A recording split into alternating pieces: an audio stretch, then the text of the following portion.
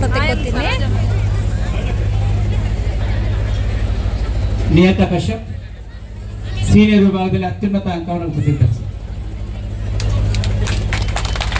ಜೋರ ಚಪ್ಪಾಳಿಯೊಂದಿಗೆ ಕುಮಾರಿ ಈಕೆ ಕೂಡ ರಂಗಪ್ರವೇಶ ಪೂರೈಸಿದ್ದಾಳೆ. ಕುಮಾರಿ ವೀಣಾ ಬೇಗನೆ ಬರ್ಬೇಕಮ್ಮ.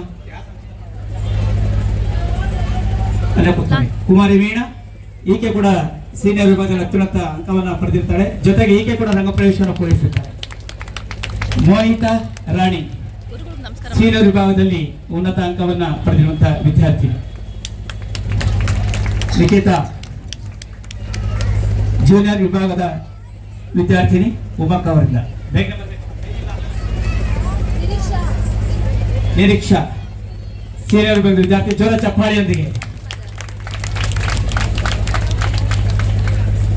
ನಿಖಿತಾ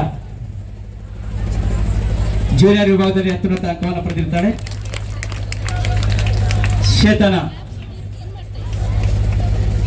ಈಕೆ ಕೂಡ